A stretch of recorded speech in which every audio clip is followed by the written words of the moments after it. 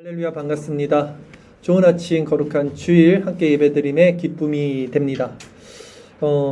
어제 알다시피 저희가 새 예배당 탐방을 갔다 왔습니다. 그 내용들은 이따가 한번 나누시고요. 또 사진도 보여드릴게요. 이렇게 보시고 또 하나님이 인도하시는 길 함께 기도하면서 나갔으면 좋겠습니다. 지지난주 설교가 어떤 설교였냐면요, 신앙은 예배당에서 승부를 내는 것이 아니라 일상에서 승부를 보는 것이다. 일상에서의 신앙이 중요하다라고 제가 전했고요. 지난주 설교는 일상에서 어떻게 우리 신앙을 승리로 이끄느냐 했던 지점에서 이제 사탄이 생각으로 우리를 공격할 때 마음을 지키고, 그래서 우리가 입술이나 행동으로 죄를 범하지 않는 이 적용점에 대해서 설교를 했어요. 그리고 오늘 이 모든 설교의 3부작입니다. 사실 오늘 최종 결과예요. 일상에서 신앙을 지키는 것, 생각을 지키는 것이다. 그러면 이 생각을 지키는 게 주체가 누구냐는 거죠. 만약에 이게 내가 주체가 돼서 하게 되면 또 문제가 생기고요. 또 하나님의 주권만을 인정하더라도 또 문제가 생기게 됩니다. 이 양 방향에서 가장 올바른 균형을 어떻게 잡을 수 있는지에 대해서 오늘 이제 마지막 3부작 설교를 하는 겁니다. 신앙은요, 이렇듯 균형이 가장 중요해요. 균형. 무슨 균형이냐면 이쪽 측면에 있는 하나님의 주권이 있고요, 이쪽 측면에는 인간의 책임과 역할이라는 것이 분명히 있습니다. 하나님의 주권으로만 이 시소가 기울어져도 문제가 생기고요, 인간의 책임과 역할의 시소가 다시 기울어져도 문제가 생깁니다. 딱 그 중앙에 있어야 되는 것이 중요해요. 우리가 어렸을 때 시소 같은 거 게임 놀이할 때 그 중앙에 균형 잡고 있는 거 해보셨죠? 그게 제일 어렵잖아요. 이렇게 가운데 다 균형을 조금도 빈틈이 없이 잡아야지만 서 있는 거예요. 마찬가지로 우리 신앙도 어려운 거예요. 이 균형 잡는 것이.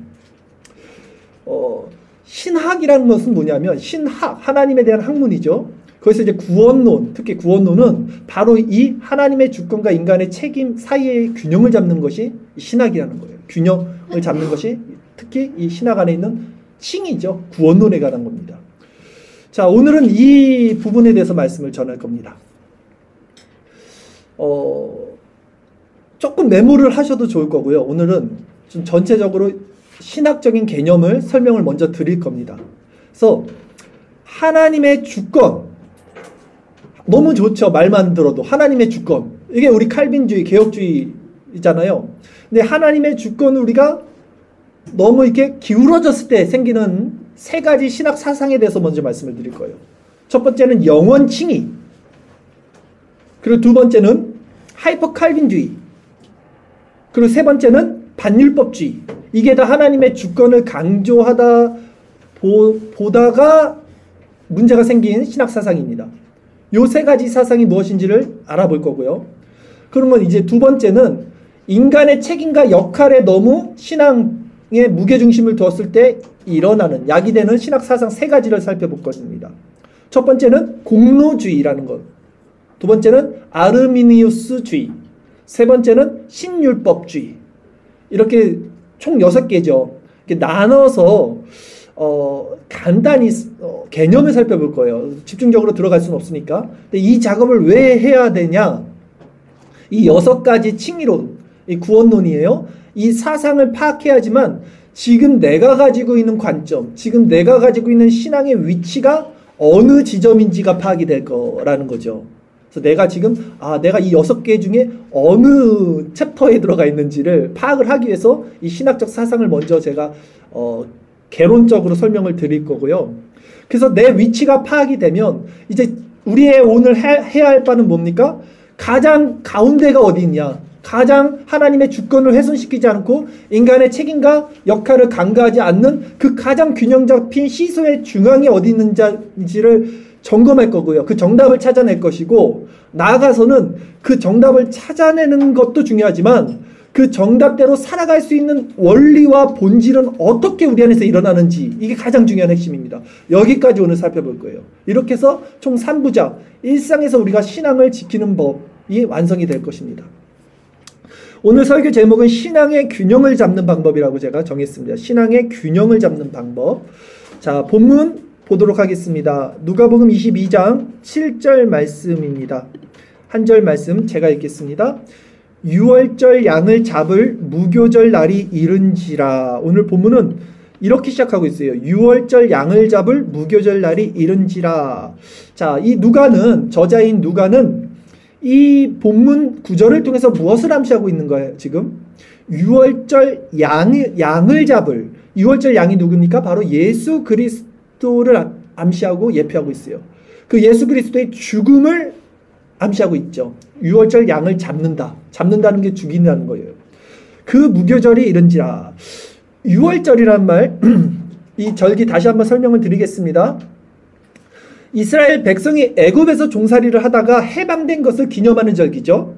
그날에 어린 양을 잡습니다. 그래서 그 피를 문설주, 문 위에 기둥 같은 데다가 이렇게 바르고요. 그것을 패스오버라 그래요. 즉 유월, 넘어갔다는 뜻이죠. 그래서 죽음이 넘어갔다. 장자의 죽음이 넘어갔다는 거예요. 구체적으로는. 그것을 기념해서 유월절로 지키는 것이고요. 그 유월절 다음 날부터 아침부터 일주일을 무교절로 지키는데, 무교절은 뭡니까? 무교병, 떡병이죠. 그러니까 누룩 없는 그 빵을 먹는 것을 이제 무교절로 지켜요. 그래서 유월절 양을 잡을 무교절, 같은 개념이라고 지난주 설교를 했습니다. 그러면 이 유월절 어린 양의 피가 나오고요, 무교절 누룩 없는 빵이 나왔어요. 이것이 모두 누구를 예표하는 상징입니까? 예수 그리스도라는 거예요. 그리고 이 구약의 이 절기가 이제 신약이잖아요. 그리고 지금이 어느 때입니까? 유월절이잖아요. 그러니까 구약의 절기잖아요. 그 유월절 절기 신약의 이때가 성만찬이 시작이 됩니다. 즉 그 유월절에 어린 양의 피와 그 누룩 없는 빵이 이제 신약에 와서 성만찬, 그리스도의 피와 몸으로 변환되는 거예요. 그렇게 해서 오늘 이 정신이 이어지는 그 지점에 있는 것입니다. 자, 본문 다시 돌아가서 누가복음 22장 8절에서 13절까지 말씀 쭉 전체적으로 제가 다시 읽겠습니다. 예수께서 베드로와 요한을 보내시며 이르시되 가서 우리를 위하여 유월절을 준비하여 우리로 먹게 하라. 여짜오되 어디서 준비하기를 원하시나이까? 이르시되 보라, 너희가 성내로 들어가면 물 한 동이를 가지고 가는 사람을 만나리니 그가 들어가는 집을 따라 들어가서 그 집 주인에게 이르되 선생님이 내게 하는 말씀이 내가 내 제자들과 함께 유월절을 먹을 객실이 어디 있느냐 하시더라 하라. 그리하면 그가 자리를 마련한 큰 다락방을 보이리니 거기서 준비하라 하시니 그들이 나가 그 하신 말씀대로 만나 유월절을 준비하니라. 까지 오늘 본문 말씀이었습니다. 예수님께서 유월절 만찬을 준비하도록 누구에게 명했냐면 베드로와 요한에게 명했어요. 그러자 그들이 물어요. 어디에서 무엇을 말해야 됩니까? 유월절 만찬 장소를 어디로 해야 될지 묻어요. 그러니까 예수님께서 성내로 들어가면 물동이를 지고 가는 사람이 있을 거야. 그 사람을 따라가서 그 집주인에게 이렇게 말해. 우리 선생님이 유월절 만찬을 행할 장소가 어딘지를 물으면 그가 이제 식탁이 마련되어 있는 큰 다락방을 보여줄 거야. 거기서 준비하라. 이렇게 말씀하시죠. 그리고 제자들이 그 말씀에 순종하죠. 그리고 유월절을 준비한다는 것이 오늘 본문 말씀입니다. 주석을 살펴봤더니 이 식사 자리를 지금 예수님이 어떻게 미리 아시고 준비하셨는지에 대해서 두 가지 견해가 나눠지더라고요. 우리는 보통 예수님이니까 예수님의 그 예지 능력, 그 신적 속성으로 당연히 하실 수 있지 라고 보는 견해가 있고요. 또 한 가지 개혁주의 관점에서 견해는 예수님이 미리 이 집주인과 소통을 했을 것이다. 다락방을 갖고 있는 집주인과 소통을 했을 것이고, 그래서 그 물동이를 진 사람을 이제 남자로 지금 성경에서 말하고 있거든요. 용어를 보면, 해석을 보면, 주석을 보면. 그러니까 원래 남자들은 물동이를 안 지고 여자들이 짓는데, 남자가 물동이를 가지고 있다는 것을 아마 암호로 눈에 띄잖아요. 그러니까. 그래서 그 다락방을 그렇게 미리 준비를 했을 것이다. 근데 왜 그렇게 했냐 했을 때는 이 전장의 지금 맥락이 어떻게 흐르냐면 가룟 유다가 지금 예수님을 팔기 위해서 무리들이 없는 때를 지금 엿보고 있잖아요. 그러니까 그것을 염두에 둬서 이런 장치를 했을 것이다 라는 견해가 있습니다. 이 두 가지 견해가 있는데요. 어떤 것이 더 맞는 해석인지 확실히 알 수는 없어요. 그런데 중요한 포인트는 그 지점은 아니에요. 지금 그 지점이 중요한 게 아니에요. 오늘 본문에서 중요한 키워드는 뭐냐면 순종입니다. 순종. 자, 오늘 본문에 나오는 사람들이 모두 예수님의 말씀에 순종했다는 것이 중요하죠. 본문에는 혹시 누가 들어오셨나요? 아까 문소리가 나긴 했는데 한번 보시고 오셨으면 안쪽으로 안내해 주세요. 네. 자, 어서 오십시오. 청구문이 닫히기 전에 또 오셨네요. 감사합니다. 자, 오늘 본문에서 키워드 순종입니다. 순종. 자, 오늘 본문에 두 부류의 사람들이 나와요. 이쪽 한 부류는 누굽니까? 예수님의 제자들이 나오죠. 베드로, 요한. 그리고 이쪽 저쪽 한 부류는 누굽니까? 집주인과 그 물동이를 진 종. 이렇게 두 부류가 나옵니다. 제자들이 예수님 말씀에 순종했어요. 그리고 집주인과 하인도 그 말씀에 조력함으로 순종한 거죠. 이렇듯 하나님의 일하심은 인간의 순종을 통해서 역사가 일어납니다. 인간의 순종을 통해서 하나님이 역사하신다. 자, 이런 인간의 순종을 통해서 하나님의 역사하심은 성경 곳곳에 널려 있습니다. 제가 몇 가지를 찾아봤는데요. 예수님께서 가나안 혼인 잔치집에서 항아리에 물을 가득 채워오라고 이제 종에게 명령했을 때도 순종을 통해서 물이 포도주로 변한 사건 기억하시죠? 선지자 엘리야가 3년 반 동안 비가 오지 않아서 기근 중에 가부에게 있는 것을 내오라 할 때도 가부가 그 자신이 먹고 죽을 그거 양식 밀가루 갖고 와서 내어 드린 순종으로 역사가 일어나죠. 오병이어 때도 어린아이의 도시락으로 기적이 일어난 건 역시 마찬가지 원리일 것입니다. 나아가서 노아의 방주도요, 이 순종이란 말이에요. 노아가 그 오랜 시간 동안 방주를 짓는 것이 순종으로 역사가 일어났고요. 베드로가 예수님의 말씀에 순종하여 배 오른편에 그물을 던진 것도요. 밤새도록 고기를 못 잡았지만 전문가가 비전문가의 말을 듣고 순종했다는 것, 그래서 고기를 잡은 것도 순종의 결과였죠. 그리고 아브라함이 말씀에 순종해서 아들 이삭을 드린 것, 모두 인간의 순종을 통해서 하나님의 역사를 본 사건들이 이렇게 많습니다. 성경에. 이렇듯 하나님은 인간의 순종을 통해서 자신의 큰 일을 행하시는 분임을 우리는 확실히 알 수 있어요. 반드시 인간의 순종이 필요하다. 그렇다면 여기서 중요한 것은요, 이제 이 순종의 주체가 누구인가라는 문제예요. 이 순종의 주체, 즉 순종을 하게 한 주체가 하나님인가 아니면 내 자신인가라는 질문이에요. 우리가 서두에 말씀했죠. 하나님의 주권과 인간의 책임, 이 중간에 균형을 잡는 것. 성경은요, 하나님의 주권을 강조하지만 인간의 책임과 역할을 절대 간과하지 않습니다. 이것이 신앙의 균형이고 이 신학적 시소 위에서 칭의의 밸런스를 맞추는 거예요. 그러면 이제 신학적인 관점에서 하나님의 주권에 좀 더 신앙의 무게중심을 둘 때 야기되는 그 신학 사상, 잘못된 신학 사상들을 세 가지 살펴볼 것이고요. 또 반대로 인간의 책임과 역할에 좀 더 신앙의 무게중심을 둘 때 야기되는 신학 사상, 잘못된 신학 사상 차례대로 이제 살펴볼 것입니다. 먼저 하나님의 주권에 신앙의 무게중심을 두어서 칭의의 이 밸런스를 놓친 신학 사상들을 살펴볼게요. 지금 이 시소에서 이쪽이 하나님의 주권입니다. 이쪽이 인간의 책임 역할이에요. 그러면 시소 타보셨죠? 맨 끝에 타는 게 가장 무겁죠.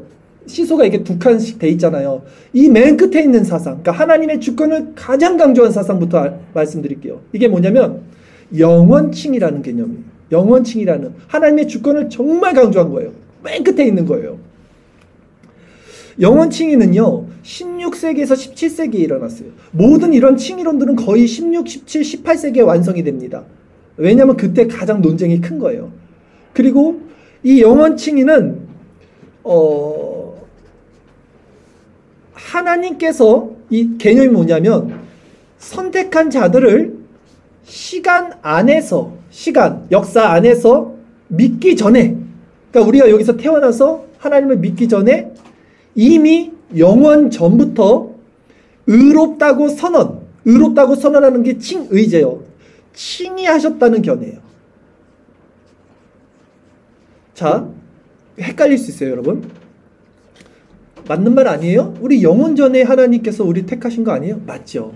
그러니까 하나님이 영원 전에 시간과 역사 전에 우리 만세 전에 우리를 아셨고 택하신 건 맞아요. 그러나 택하신 거는 영원전이지만요. 칭의가 일어난 것은 영원전이 아니라는 거예요. 칭의는 이 시간 속에서 일어나는 거예요. 근데 영원칭의론자들은 영원전에 이미 칭의가 일어났어라고까지 말하니까 그러면 어떤 문제가 일어날까요?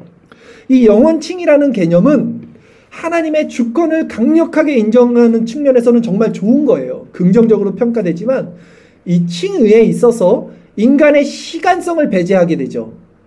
그러면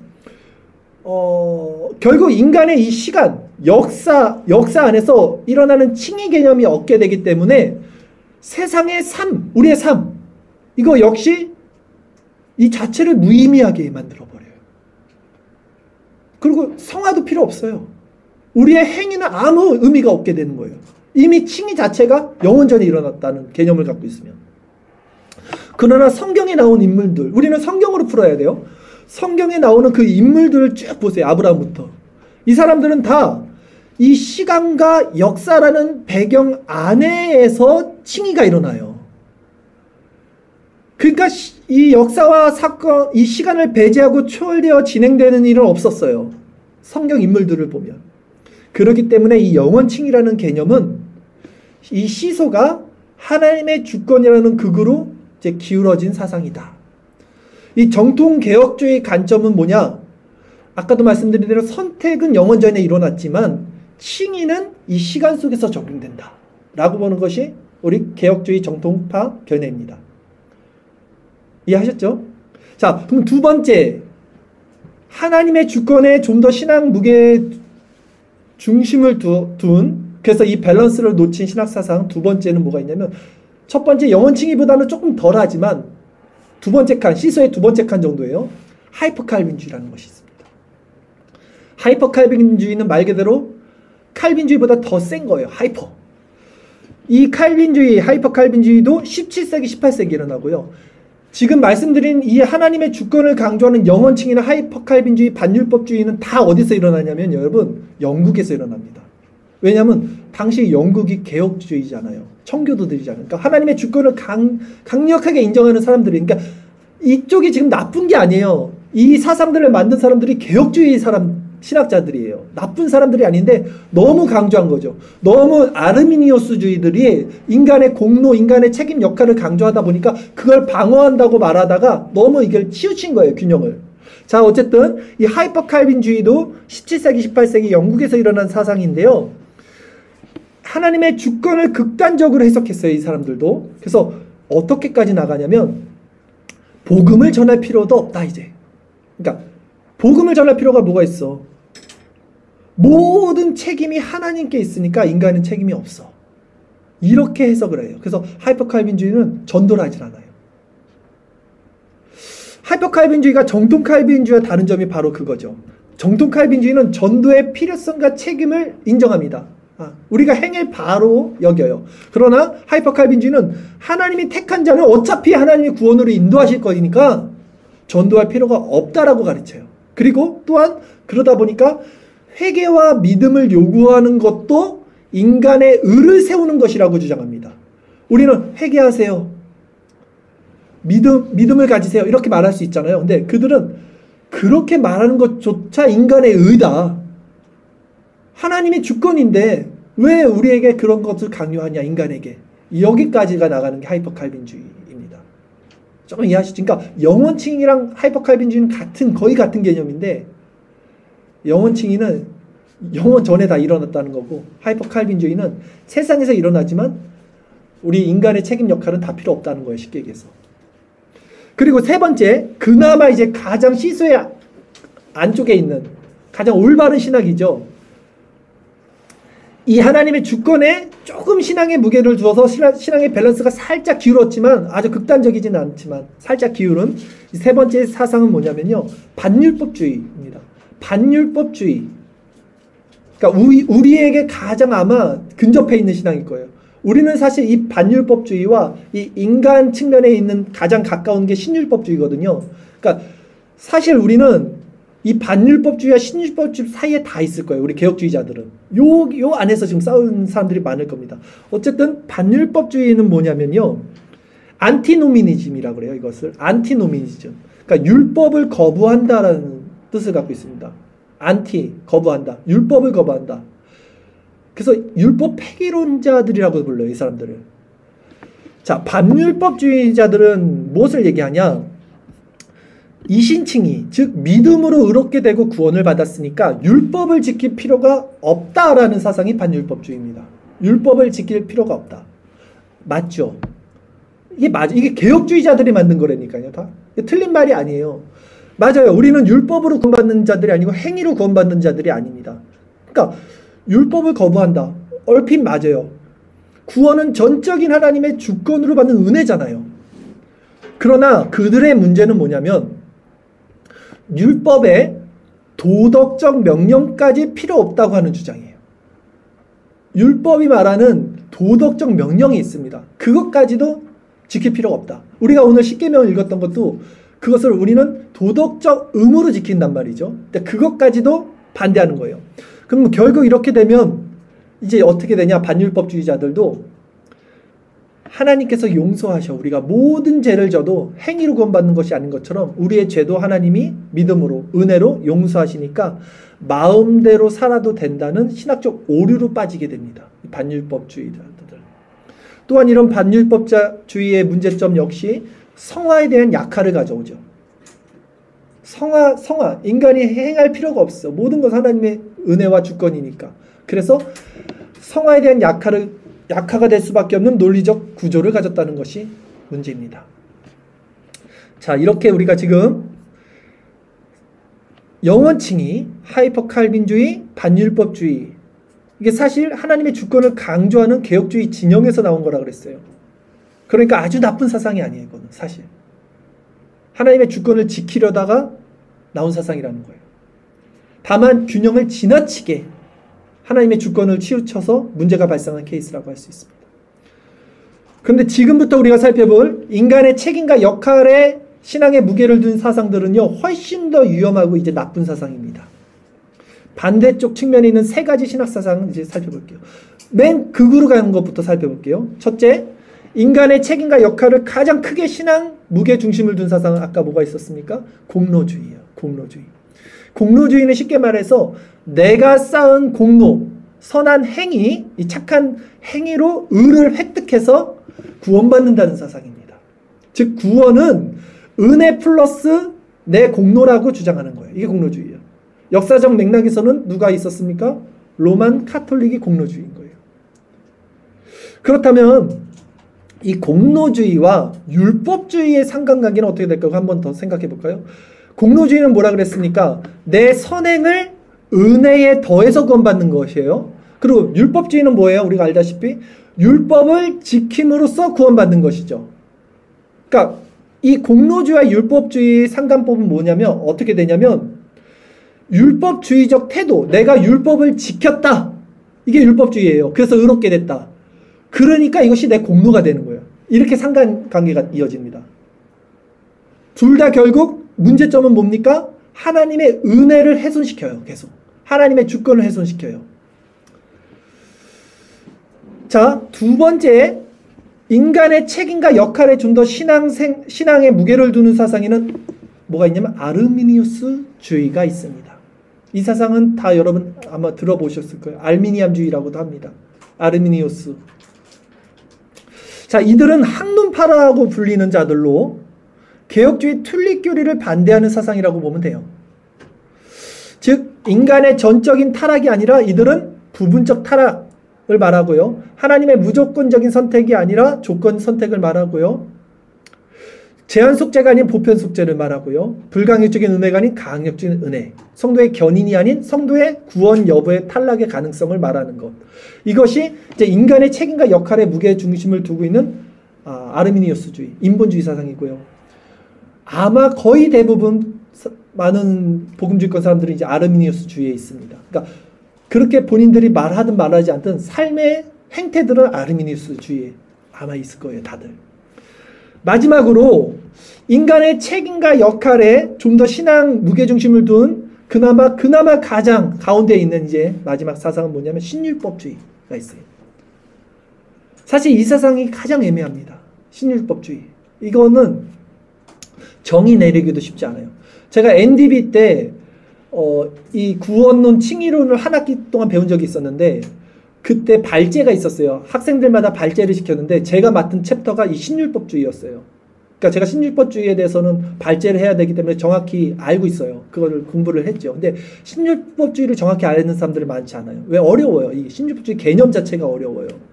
그래서 신율법주의를 간단히 설명드리면 이게 어렵다는 게 그만큼 이게 시소의 가운데 있는 거예요, 지금. 그러니까 우리가 이게 간파가 안 돼요. 이 사상이 뭐냐면 신율법주의잖아요. 그러니까 율법주의는 알잖아요. 구약에 있는 율법의 순종함으로 구원을 얻는다. 그거 아니라는 건 다 알잖아요. 그러면 신율법은 뭐냐면 새로운 율법이라는 거잖아요. 신약에 와서 새로운 율법이 뭐냐면 예수님의 계명이에요. 새 계명. 예수님의 새 계명이 뭡니까? 서로 사랑하라는 거예요. 사랑. 그러니까 예수님의 그 새 계명을 지키는 것이 신율법주의의 핵심이라고 보면 돼요. 그러니까 사랑이 핵심이에요. 사랑. 근데 그러니까 어려운 거예요. 이게 틀린 말이 아닌 거예요. 지금 예수님의 사랑을 실천하라. 그런데 신율법주의는 율법에 순종하는 원리가 아니고 그 그리스도의 사랑의 근거에서 순종하라는 의미를 갖고 있기 때문에 근데 이게 왜 문제냐? 그럼에도 사랑이라는 것에 대한 순종, 예수님의 사랑으로 순종해라. 우리가 성도를 서로 사랑해야지, 순종해야지. 결국 이 안에 순종이라는 어떤 요소들이 들어가요. 순종. 그래서 이 무게중심이 신학적 시소에서 인간편으로 살짝 기울어져 있어요. 신율법주의는. 그래서 이것도 교정이 필요한 신학사상이다. 이렇게 우선 이해를 하십시오. 제가 지금 6가지 사상은 이따가 성경 공부할 때 좀 더 구체적이고 체계적으로 이야기를 하면서 정립을 시켜드리겠습니다. 그러니까 이 신율법주의자들이 왜 욕을 먹냐면 개혁파들에게 복음을 새 율법으로 만들어냈다. 결국은 그것 또한 이 복음 또한 순종이라는 카테고리에 넣어서 은혜의 복음을 파괴시켰다는 비판을 받는 거예요. 신율법주의자 대표적인 케이스 리처드 백스터가 있어요. 그러니까 리처드 백스터라는 사람 청교도거든요. 굉장히 유명하시고. 근데 존 웨인이 이 사상으로 둘이 엄청 싸웠어요. 존 웨인은 신율법주의를 인정하지 않았고 리처드 백스터는 이 사랑이라는 명목하에 순종을 강조했단 말이에요. 근데 나중에 보면 이 둘이 다시 합쳐집니다.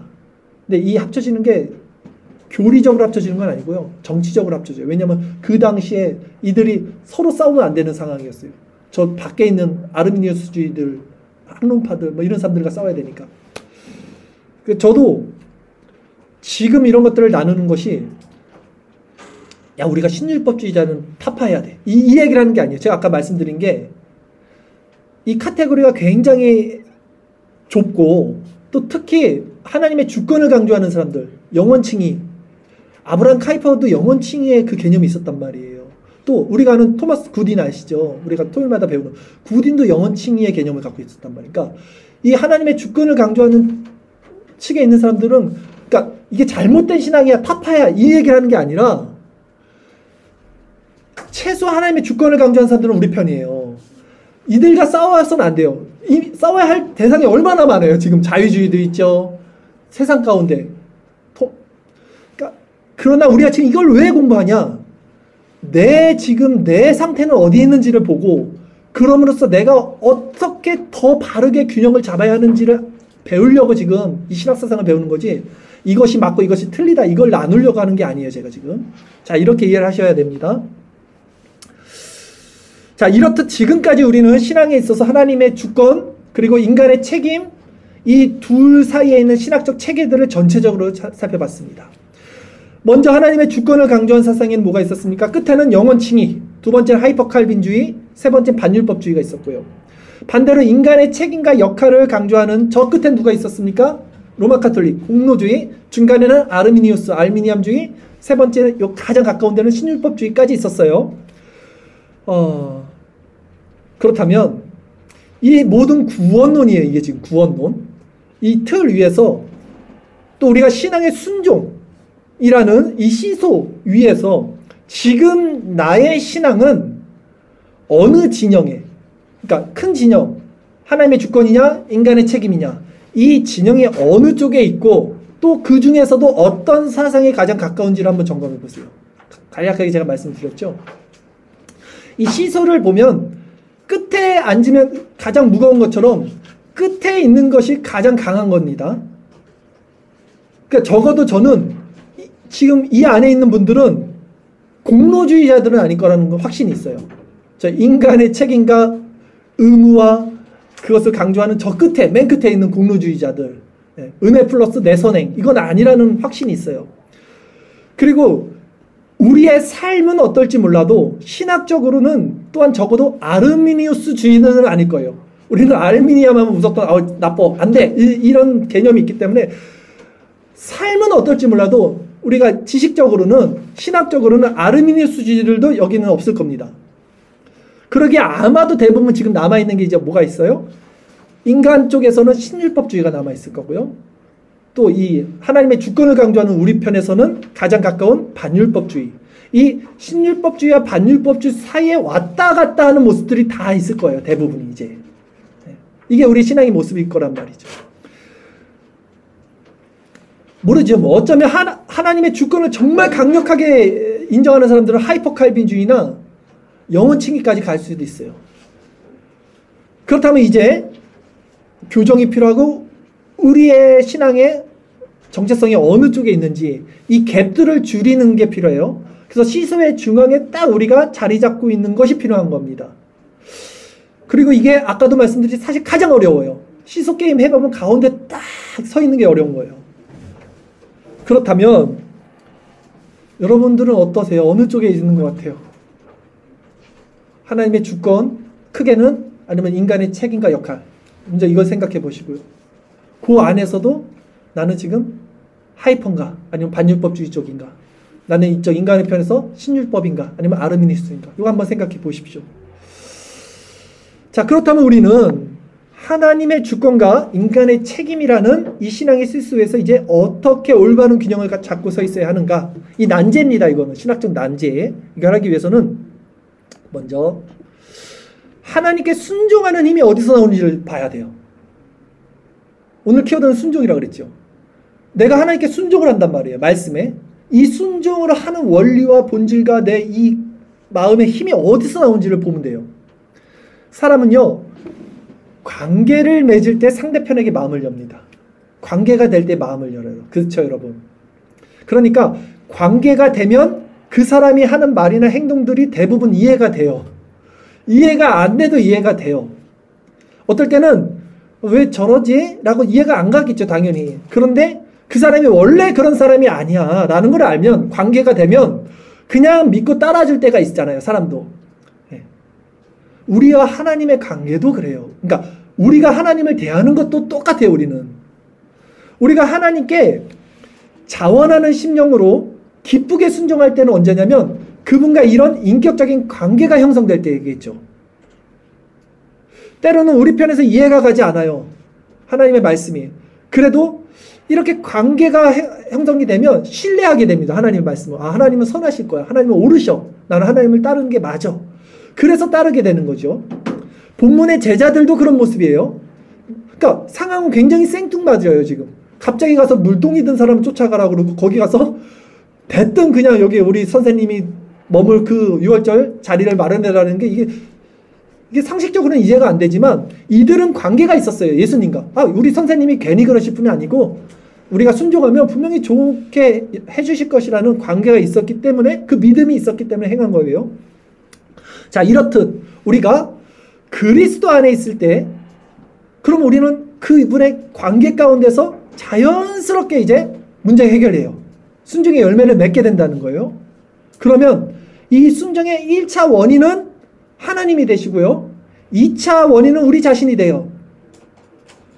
그러니까 문제가 되지 않아요. 이렇게 되면, 관계가 되면 하나님의 뜻에 나의 순종을 통해서 역사가 일어나는 거예요. 우리가 아까 모든 그 사람들의 모습들을 봤잖아요. 신앙의 선조들의 모습들. 그 사람들 다 하나님과 관계가 있었고 하나님의 주권을 믿어서 자원하는 심령으로 순종해서 아들 이삭까지 내어드린 거잖아요. 아브라함이. 그래서 하나님의 역사를 본 거잖아요. 자, 이렇게 되면 우리는 하나님의 주권을 훼손시키지도 않고요. 인간의 책임도 간과하지 않고요. 어느 한쪽으로 기울이지 않는 가장 바른 신앙을 갖게 됩니다. 관계를 맺으면요. 그런데 문제는 뭡니까? 우리가 하나님과 이 관계, 올바른 관계가 있지 못할 때가 오히려 더 많다는 거예요. 실상 우리 생활은. 항상 은혜 가운데 있을 때는 자연스럽게 이어진다니까요. 근데 그러지 못할 때 문제가 발생되죠. 즉, 우리가 하나님과 좋은 관계 가운데 있지 않다면 이제 우리의 신앙은 어떻게 됩니까? 우리의 순종은 어떻게 됩니까? 반율법주의를 만약에 치우치게 있죠. 당연히. 그러면 어떻게 돼요? 하나님의 주권이라는 그 미명 아래 내 책임과 역할을 성실히 행하지 않고 간과하게 되면서도 난 하나님의 자녀니까 하나님이 주권을 믿는 어떤 이런 약간 이상하게 되겠죠. 또 이쪽으로 넘어가면 어떻게 됩니까?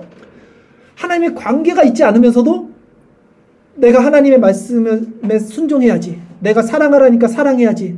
이렇게 실천을 하면서 그것을 통해서 어떻게 돼요? 또 다른 자기 의와 교만이 거기서 생겨나요. 그래서 결국 또 균형을 잃어버려요. 또 제 가운데 빠져요. 그래서 결국 신앙의 순종이 안 일어나도 문제가 되고요. 일어나도 문제가 되는 어떤 이런 상황이 일어납니다. 우리가. 이런 걸 경험해요. 그러니까 하나님의 관계가 좋으면 다 해결이 되는데 관계가 좋지 않으면 우리는 인간이니까 하나님의 주권을 인정하면서 내 책임을 회피하든지 아니면 내가 열심히 내서 하나님께 말씀에 순종하면서 또 내 의를 세워서 또 교만해져서 또 제 가운데 떨어지든지 이 둘 사이에서 계속 왔다 갔다 한다고요. 우리들이 지금 신앙이. 그걸 얘기하는 거예요. 그렇다면 진정 우리가 이 신앙의 시소 위에서 균형을 잡고 바르게 신앙생활할 수 있는 방법은 무엇이냐? 정답은 다 알아요. 이제 정답은 말할 수 있어요. 정답대로 살기 어려운 현실 가운데서 실질적으로 우리에게 이 신앙의 균형을 잡게 할 수 있는 어떤 원리와 본질과 방법이 중요한 거예요. 오늘 설교는. 정답은 뭐예요? 다시 한번 정답을 말씀드릴게요. 그리스도와 연합된 마음에서 자원하는 심령이 되어서 이 모든 순종의 1차 원인을 하나님께 두고 2차 원인이 내가 돼서 하나님의 주권을 해치지 않으면서도 인간의 책임과 역할을 간과하지 않는 것. 이것이 정확한 개혁주의 신앙의 정답입니다. 싱이론에 있어서. 말은 할 수 있다고요. 이게. 그러나 실제 삶이 그렇게 되지 않을 때 그때 우리는 이제 무엇을 어떻게 해야 하느냐. 저는 이 지점에서 오늘 말씀을 드리는 거예요. 진짜 이 신앙의 균형을 잘 잡으려면요. 핵심은 뭐냐면 죄각성이에요. 이제 잘 들으셔야 돼요. 죄각성. 정말 우리가 실질적으로 하나님의 말씀 앞에 순종할 수 있는 비결, 방법에 대해서 말씀드릴게요.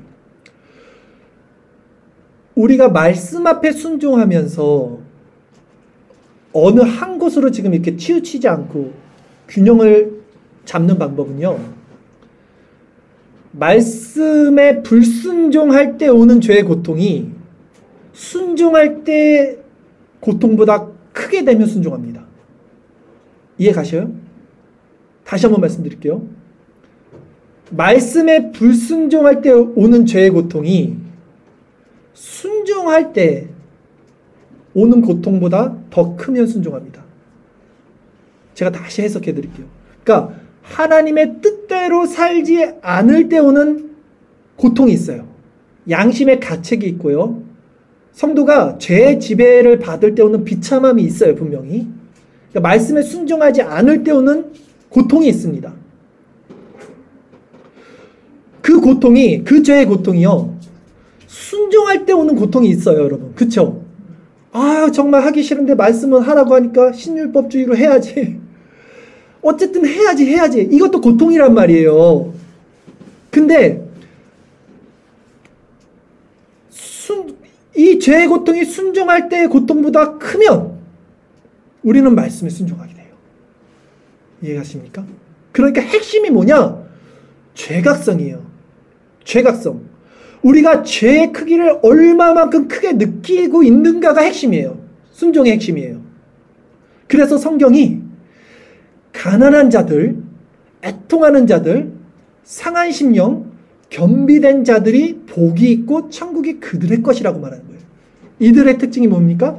그만큼 죄를 느끼는 거예요. 죄의 크기를 느끼는 자들이에요. 이 사람들이 다. 가난하고 애통하고 겸비되고 상하고. 이게 왜 그 사람들의 마음이 상했어요? 죄 때문에 상했어요. 왜 그들이 애통합니까? 자신의 마음을 보니까 비참하니까 죄 때문에 그런 거거든요. 이 죄각성이 순종의 열쇠가 됩니다. 자, 그러기에 역설적이게도 죄의 고통을 크게 느끼는 것이 바른 순종의 비결이 되는 거예요. 왜냐하면 그들만이 마음이 낮아지고 가난한 심령이 돼서 날마다 주님을 진정 붙잡는 상태가 됩니다. 때문에 다시 말해서 이걸 뒤집어 말하면 이해하기 쉬울 거예요. 죄의 고통이 크지 않는 자들은 절대 순종하지 못해요. 이걸 뒤집어 말하니까 이해가 오시죠? 죄의 고통이 크지 않는 자들은 절대 순종하지 못해요. 순종의 모습을 보이겠죠. 그러나 신율법주의겠죠. 순종의 모습, 하나님의 주권을 인정하면서 그 미명 아래 자기 자신을 그냥 자유하고 있겠죠. 그러나 그것이 반율법주의겠죠. 다 이 균형을 잡지 못해요. 그러면 그 순종은 결국은 공로주의나 아르미니우스주의, 기껏해야 신율법주의를 벗어나지 못하게 돼요. 이 가난한 심령으로 순종하지 않는 것은.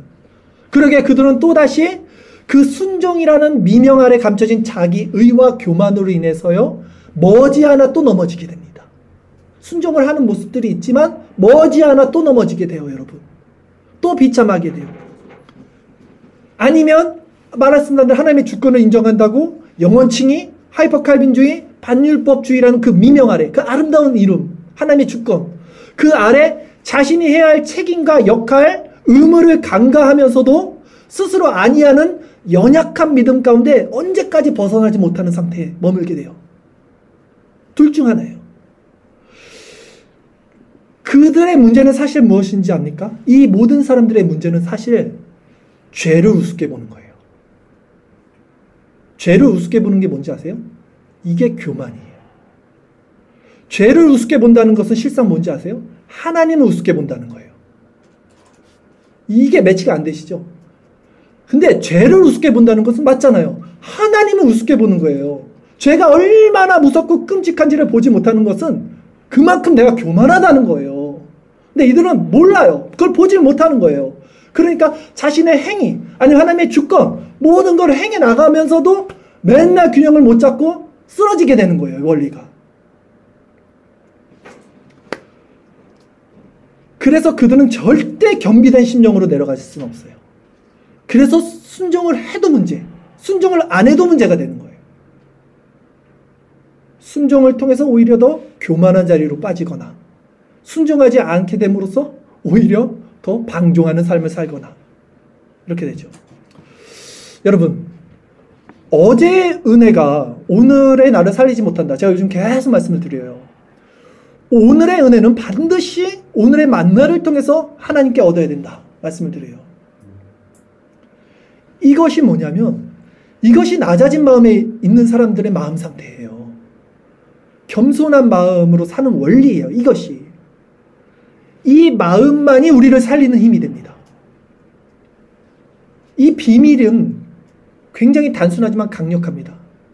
제가 오늘 이 말씀이 마음이 높은 자들에게는 절대 들리지 않는 진부한 이야기나 지식적인 수준에 멈춘다는 걸 알아요. 그러나 진정 죄로 말미암아 심령이 낮아진 자들에게는 이 말씀이 복음의 능력이 될 거고요. 열쇠가 될 것입니다. 자, 말씀을 정리할게요. 오늘 말씀에서 가장 중요한 키워드 한 가지, 순종이었고요. 이 순종의 비밀은 무엇이냐? 죄각성이라는 거예요. 죄각성. 이 죄각성의 상태가 없으면 우리는 순종해도 문제가 되고요. 순종 안 해도 문제가 된다는 거예요. 그래서 성경은 가난한 자, 애통하는 자, 핍박받는 자, 상한 심령, 겸비된 심령, 천국이 그들의 것이다. 그들이 위로를 얻을 것이다. 말하는 것이죠. 우리는 오늘 이 아침 우리 자신이 어느 지점에 있는지를 점검하시고요. 반드시 어제의 은혜가 오늘의 나를 살릴 수 없다는 그 교만한 마음을 벗어버리고 날마다 하나님의 말씀의 만나를 먹지 않으면 내가 살 수 없는 존재라는 그 낮은 심령을 회복하시면서 그 겸손한 마음, 낮아진 심령으로 주님만을 바라볼 때 이제 우리가 아는 그 정답, 하나님의 1차 원인, 인간의 2차 원인이 연합돼서 그리스도의 연합 안에서 날마다 새롭게 새로운 피조물로 살아가는 역사가 있게 될 것입니다. 이 낮아진 은혜에 반드시 하나님께서 우리를 이끌어 주시고 우리의 책임과 역할을 간과하지 않는 이 균형 안에서 우리 신앙 끝까지 이루시기를 바라겠습니다.